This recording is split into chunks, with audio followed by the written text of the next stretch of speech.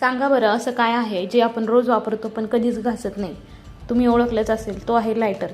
बऱ्याच वेळा आपण लायटर वापरतो, परंतु तो आहे ना कधी ना स्वच्छ करत नाही. काही वेळेस तो लायटर आहे ना बऱ्याच वेळा क्लिक केला तर आग धरत नाही. मग आपण काय म्हणतो, लायटर खराब झालेला असतो.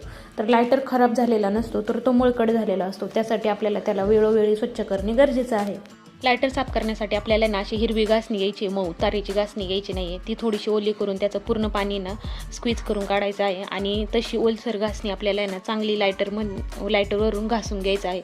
जिथे काही मळकट असेल ते चांगलं आहे ना आपल्याला काढून घ्यायचं आहे. आणि सगळं चांगलं घासून झाल्यानंतर ते स्वच्छ कापडाने पुसून घ्यायचं आहे. एक लक्षात ठेवायचं आहे की त्या घासणीमध्ये पाणी अजिबात नसलं पाहिजे. जर पाणी गेलं तर तुमचा लायटर बंद पडू शकतो. त्याच्यामुळे पाणी न घेता घासणी फक्त ओली आपल्याला करून घ्यायची आहे. घासून झाल्यावर ओल्या कपड्याने स्वच्छ पुसून घ्यायचं आहे.